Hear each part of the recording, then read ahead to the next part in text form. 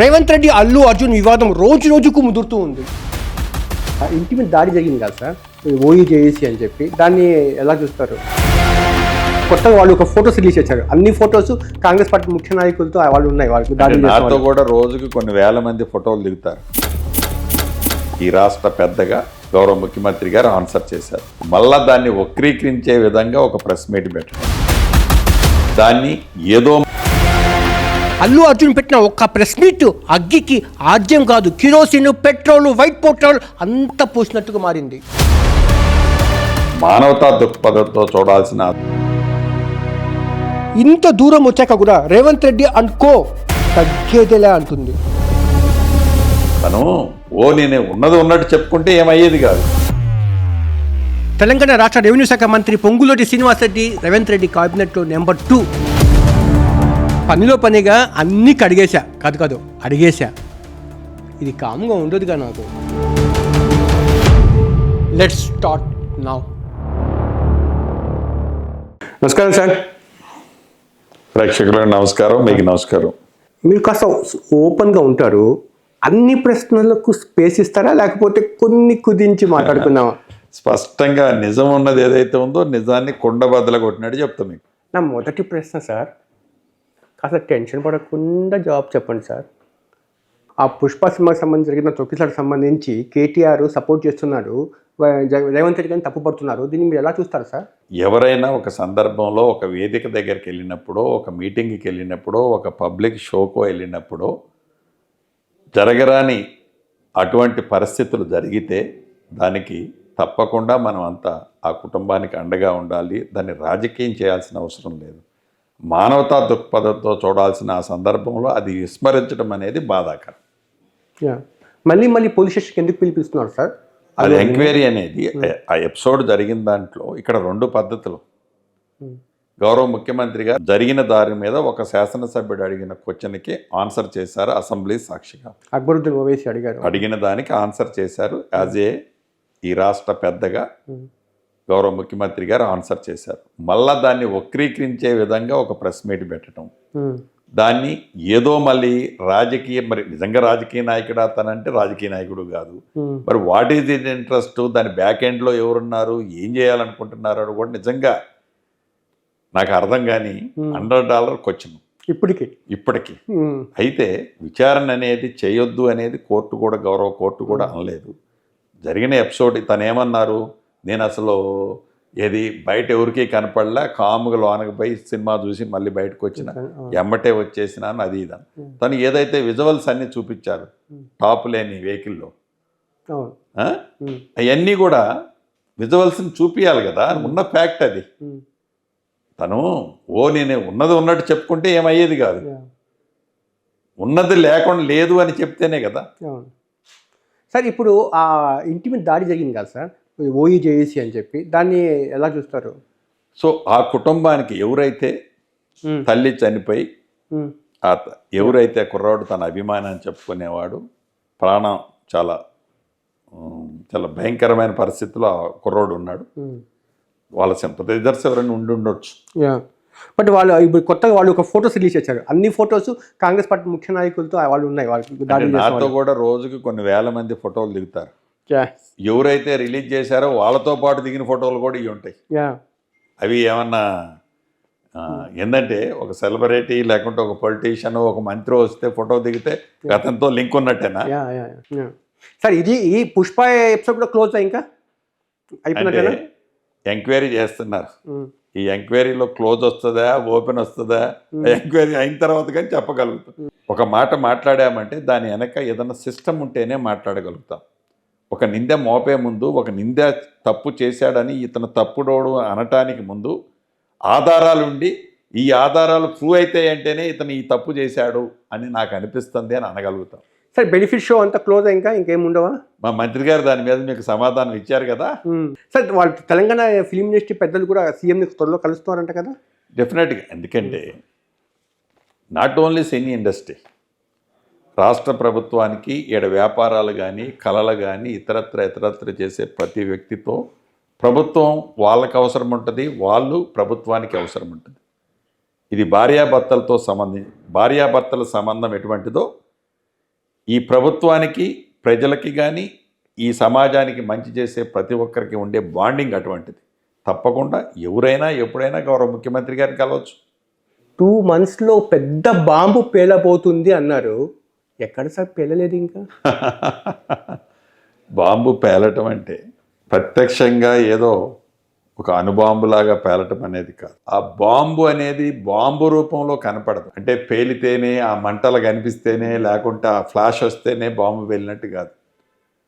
పేలాల్సిన దగ్గర ఆ రోజే పేలింది, అది వాళ్ళకి అర్థమైంది. సార్ డైరెక్ట్ ప్రశ్న సార్, కేటీఆర్ని ఎప్పుడు లోపలేస్తున్నారు సార్? ఇక్కడ ఈ మధ్య అసెంబ్లీలో కేటీఆర్ గారు కూడా కలిసి, అన్న నన్ను ఎప్పుడు లోపలేస్తున్నావు అని అంటే, నేనేం కాకి బట్టలు వేసుకోలేను కదా, నిన్ను లోపలేసేది నేను కాదు, బయట ఉంచేది నేను కాదు, ఎవరు పని వాళ్ళు చేస్తారు, చట్టం తన పని తను చేసుకుపోతుంది. ఎప్పుడు సార్? అరే నేను అనేది మీకు మళ్ళీ చెప్పేది జాఫర్ భయ్య, ఇవాళ రేపు ఎల్లుండు ఇట్లా డేట్లు ఫిక్స్ చేయడానికి ఊయామాయి. సార్ ఇది నెక్లెస్ రోడ్డు అక్క N1 కారు అదే విషయంలో అంటారు కదా? అంటే ఈరేస్ కారుతో పాటు, ఈరేస్ కారుతో ఇప్పుడు ప్రధానంగా లైవ్ లైట్లో ఉంది. వీటితో పాటు ఇక మిగతా విచారించినవి కూడా రిపోర్ట్లు కొన్ని వచ్చినాయి, కొన్ని రావాల్సినవి ఉన్నాయి. కమిషన్లు ఏవైతే వేశారు. ఆటం బాంబు బాంబులా సార్?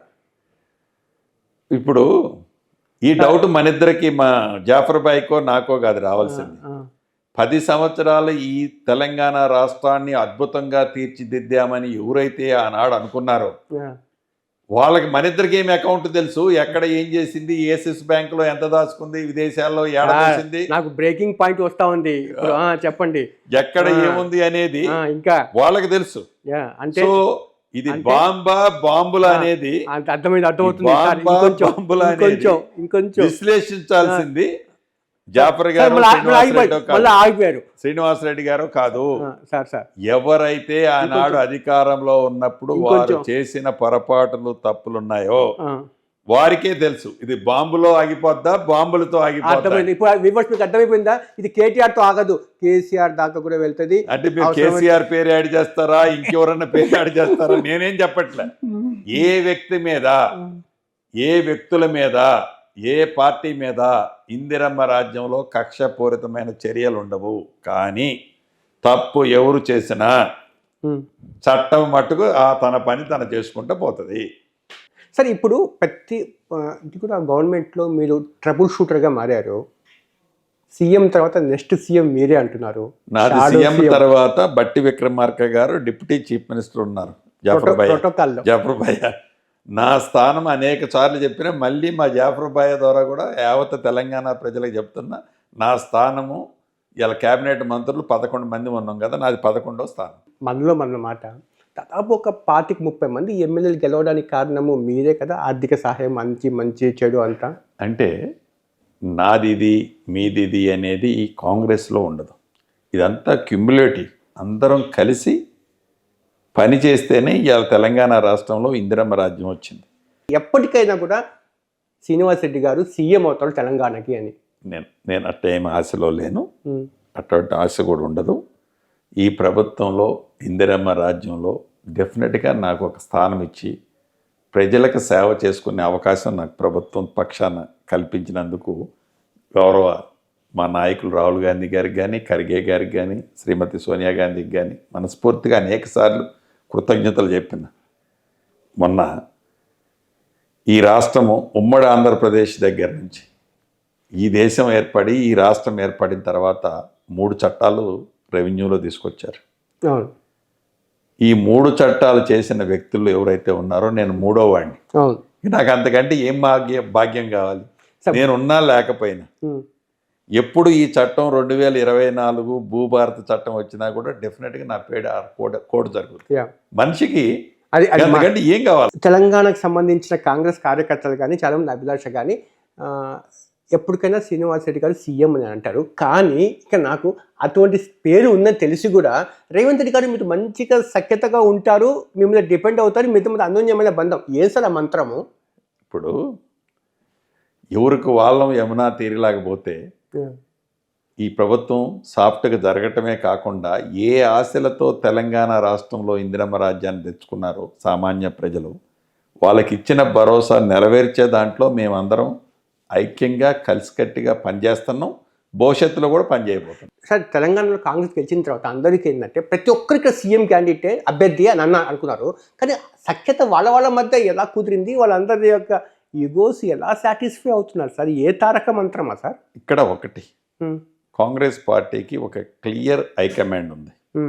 అది శ్రీమతి సోనియా గాంధీ గారు కానీ, ఖర్గే గారు కానీ, రాహుల్ గాంధీ గారు కానీ, వీరు ముగ్గురు ఒక గీత గీస్తే కాంగ్రెస్ పార్టీ ఆ గీతలో, కాంగ్రెస్ పార్టీ చెట్టు కింద జీవించే మేమందరం ఆ గీతలోనే ఉంటాం, ఆ కట్టుబాటుతోనే ఉంటాం, ఆ కట్టుబాటుతోనే భవిష్యత్తులో కూడా ఈ రాష్ట్రంలో పనిచేస్తాం. సార్ నాకు ఒక క్వశ్చన్ చెప్పండి. మీరు పెద్ద వ్యాపారవేత్త, టీఆర్ఎస్ డిఫర్ అయ్యి బయటకు వచ్చిన తర్వాత మీకు బీజేపీ లాంటి వాళ్ళు మీతో కండువా వేయించాలని చెప్పి బీజేపీ కండువా ప్రయత్నాలు చేస్తుంటే మీరు కాదని చెప్పి మీరు కాంగ్రెస్కి వెళ్ళారు కదా, ఏం సార్ ధైర్యము? ఆనాడు దివంగత నేత కాంగ్రెస్ ముఖ్యమంత్రిగా ఉన్న రాజశేఖర రెడ్డి గారి టైంలో నేను ఈ రాజకీయాల్లో అంత టచ్ లేకపోయినా వారి కొడుకు టైంలో నేను రాజకీయాల్లోకి వచ్చాను. వచ్చిన తర్వాత నాకు అన్నిటికంటే ప్రాధాన్యమైంది ప్రజలకు సేవ చేసుకోవటం. ప్రజలకు సేవ చేసుకోవటానికి ఆ భాగ్యం కలగాలి అని అంటే ఏదో ఒక పొజిషన్లో లేకుండా చేయొచ్చు. ఎందుకంటే నేను 5 సంవత్సరాలు ఏ పదవి లేకపోయినా ప్రజలతోనే మమేకమై ఉన్నా.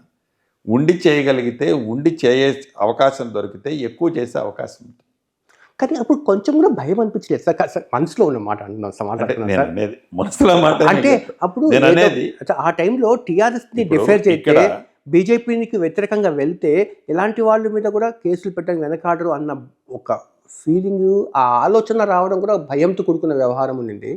మీకు ధైర్యంగా మీరు ముందుకు వచ్చారు, మీరు గెలిచారు. ఒక 25 మంది 30 మంది కాంగ్రెస్ ఎమ్మెల్యేలు గెలవడానికి ఆర్థిక సహాయము ప్లస్ మోరల్గా సపోర్ట్ చేస్తూ గెలిపించారు మీరు. అంటే ఎలాగా, అంటే ట్రయల్ అండ్ ఎర్రర్ లాగా చేశారా ఆ టైంలో? ఒకటి, పిల్లిని కూడా గదిలో పెట్టి కొడితేనో ఇబ్బంది పెడితేనో అది పులిలాగా తయారవుతుంది. ఒక సామాన్యంగా నేను వాళ్ళ పార్టీలో గెలిచినోడిని కాదు, వాళ్ళ లెవెల్ మీద రాజకీయంలో ఎంటర్ అయినోడిని కాదు. ఇక్కడ తెలంగాణ రాష్ట్రంలో వైఎస్ఆర్ కాంగ్రెస్ పార్టీ లేదు అని, ఇక్కడ వైండప్ అయిందని ఆనాడు వాళ్ళ మాటలు నమ్మి ఆ పార్టీలో చేరితే నన్ను తడిబట్టతో గొంతు కోసిన సంగతి యావత్ తెలంగాణ ప్రజలు గమనించారు. నాకున్న ఆప్షన్ ఏంటి? తెలంగాణ రాష్ట్రంలో బీఆర్ఎస్ పార్టీని బొందబెట్టాలన్నా, ప్రజలు కోరుకునే ఒక మంచి పార్టీ అధికారంలోకి రావాలన్నా నాకున్న ఆప్షన్స్ ఈ 2 ఆప్షన్స్. బెస్ట్ ఆప్షన్, ప్రజలు కోరుకున్న ఆప్షను ఇందిరమ్మ ప్రభుత్వం. సార్ ఎందుకు సార్ కేటీఆర్కి మీరంటే అంత లవ్? అది లవ్ అన్నా ఇంకొకటా నేను చెప్పలేను. నెక్స్ట్ ఇంకో మాట అంటే అదేదో వ్యంగ్యంగా పోతుంది. సో లవ్వా ఇతరత్ర కంటే కూడా ఒక మనిషిని నమ్మబలికి, ఒక మనిషి ప్రేమించి అభిమానిస్తానని చెప్పి ఒక మాటలు చెప్పి ఒక పార్టీలోకి తీసుకున్న తర్వాత ఆ మనిషిని ఆ వ్యక్తి ప్రొటెక్ట్ చేసుకోవాలి. అలా చేసుకోకపోతే అది మానవత్వం అనబడదు. సార్ ఎప్పుడు కూడా మీరిద్దరు కూర్చొని మాట్లాడుకున్న దాఖలాలు ఎప్పుడు లేదు సార్? టీఆర్ఎస్లో ఉన్నప్పుడు కూడా మీరు కేటీఆర్ కొన్ని 100 సార్లు కూర్చున్నాం. అవునా సార్? అనేక వేదికల మీద చెప్పినా, అనేక ఇంటర్వ్యూల్లో చెప్పినా కొన్ని 100 సార్లు కూర్చున్నా.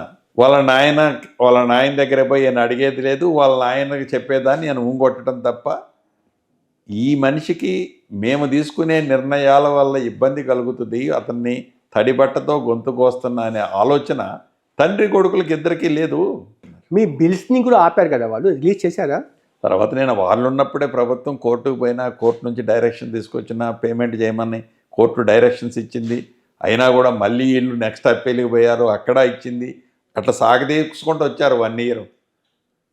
వాళ్ళ టైంలో ఏమి ₹1 ఇందాక మీరే చెప్పారు వైఎస్ జగన్ హయాంలో మీరు పాలిటిక్స్లోకి వచ్చారని చెప్పి. ఎలా ఉంది సంబంధాలు మీకు జగన్మోహన్ రెడ్డి గారికి? అంటే ఇదొక రాష్ట్రం, అదొక రాష్ట్రం. ఎంటర్ అయితే ఆ పార్టీతో అయ్యాను తప్ప ఇక్కడ టోటల్గా వైఎస్ఆర్ కాంగ్రెస్ పార్టీ వైండప్ అయింది.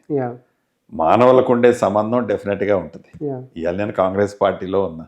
కాంగ్రెస్ పార్టీలో ఒకసారి ఉండి కాంగ్రెస్ పార్టీ నాకు ఆశ్రయం ఇచ్చి నన్ను ఈ స్థానంలో ఉంచినప్పుడు డెఫినెట్గా కాంగ్రెస్ పార్టీ లాయల్ పర్సన్నే ఉంటాను. బట్ వ్యక్తిగా జగన్మోహన్ రెడ్డి గారు అంటే నాకు ప్రేమ లేదు, అని అగనెస్ట్ లేదు. ఓడిపోవడానికి కారణం ఏమై ఉంటుంది అనుకుంటున్నారు సార్ అక్కడ? ఇంకా ఆ రాష్ట్ర పాలిటిక్స్ గురించి నన్ను అడిగితే నేనేం చెప్తా సార్, మీకే ఎక్కువ తెలుసు. ఇంకా సార్ ఇప్పుడు తెలంగాణలో పంచాయతీ ఎన్నికలకి ఎందుకు సార్ పోవట్లేదు? ఆల్రెడీ ఏదైతే మా నాయకుడు రాహుల్ గాంధీ గారు అనేక వేదికల మీద చెప్పినట్టు బీసీ కులకరణ చేస్తామని అన్న మాట ప్రకారం దేశంలోనే ఒక రోల్ మోడల్ పద్ధతిలో బీసీ గుణగణన చేయడం జరిగింది. అదే రకంగా ఆనరబుల్ హైకోర్టులో కూడా డిసెంబర్ 9వ తారీఖు లోపు బీసీ కులగణన చేసి మేము ఎన్నికలకు పోతామని చెప్పాం. అన్న ప్రకారం బీసీ కులగణన ఈ 10th 15th పూర్తయింది. రాబోయే కొద్ది రోజుల్లో దీని ప్రకారం రిజర్వేషన్లు ఫైనల్ చేసి 100% జనవరిలో ఎన్నికలకి పోబోతాం. సార్ రైతు బంధు ఎప్పటి నుంచి ఇంప్లిమెంట్ చేశారు సార్? అది చేస్తున్నారు కానీ పూర్తి స్థాయి ఇప్పటికి 2 దఫాలుగా పడాలి కదా, 10,000 రూపాయలు ఇవ్వాలని చెప్పి ఆ ప్రపోజల్స్ ఏమైంది? అంటే రైతుల దగ్గర ఎలా ధైర్యంగా పడాల్సింది ఒక్కసారే. ఈ సంక్రాంతి తర్వాత నుండి పంటలు ఎవరైతే వేస్తున్నారో వేసిన ప్రతి రైతన్నకి రైతు భరోసా, రైతు బంధువు పాత ప్రభుత్వంలో ఉండేది, రైతు భరోసా పేరుతో రైతన్నకి ఈ ప్రభుత్వం అండగా ఉండబోతుంది సంక్రాంతి నుంచి. సార్ ఇప్పుడు ఎక్కువగా హైదరాబాద్లోనే ఉంటున్నారు సార్ ఎక్కువగా, అంటే సీఎం రెస్పాన్సిబిలిటీస్ అంతా మీరు కొంచెం తగ్గించే ప్రయత్నం చేస్తున్నారు, ఒక ట్రబుల్ షూటర్గా ఉన్నారని చెప్తున్నారు మళ్ళీ. దీనివల్ల కాన్స్టిట్యూన్సీ ప్రజలకు కొంచెం ఎక్స్పెక్టేషన్స్ మీకు ఉంటాయి కదా మంత్రి? నేను వారానికి 2 రోజులు మినిమం నా కాన్స్టిట్యున్సీ నా జిల్లాలో ఉంటాను. ప్రజాక్షేత్రాన్ని, ప్రజా కోర్టుని, ప్రజలతో సత్సంబంధాలని ఎప్పుడు కూడా మిస్ అవ్వను. దట్ మచ్ క్లారిటీ నాకుంది. సార్ ఇప్పుడు బల్లారెడ్డి అన్నారు కదా సార్, రియల్ ఎస్టేట్ బాగా దెబ్బతింది హైదరాబాద్లో, రిజిస్ట్రేషన్ జరగట్లేదు, ఆదాయం వనరులు అనేది మగ్గుబడ్డాయి అంటే దీన్ని మీరు అంగీకరిస్తారు? So 100% bogus. ఉదాహరణకి గడిచిన 6 నెలలలో 2013, 2023, 24లో లాస్ట్ 6 months ఎంత ఇన్కమ్ వచ్చింది, ఇప్పుడు ఈ 6 నెలలలో ఎంత ఇన్కమ్ వచ్చిందో కంపేర్ చేస్తే, ఎగ్జాంపుల్ నా శాఖకు సంబంధించిన రెవెన్యూలోనే, ఇది స్టాంప్స్ అండ్ రిజిస్ట్రేషన్లోనే ఆనాటి కంటే డెఫినెట్గా మేము ఎక్స్పెక్ట్ చేసినట్టు 15% 20% హైక్ కాలేదు, కానీ అప్ ట్రెండ్లోనే ఉంది, ఎక్కువే వచ్చింది, తగ్గలేదు. అది వాళ్ళు గమనించాలా. సార్ హైడ్రా ప్రయత్నము ఫలితాలు ఇచ్చిందంటారా, దుష్ఫలితాలు ఇచ్చిందంటారా? సో హైడ్రా ఉద్దేశము ఇళ్ళు పడగొట్టడానికో ఇతరత్రో కాదు. ఇల్లు పగలు కొట్టేశారు కదా సార్.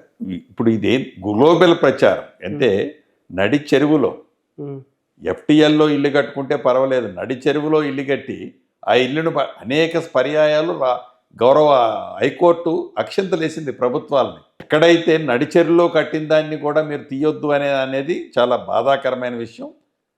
చాలా అప్రిషియేషన్ వచ్చింది. ఏదైతే అప్రిసియేషన్ వచ్చింది సార్, డెఫినెట్గా చెప్పట్లేదు, అప్రిసియేషన్ వచ్చింది.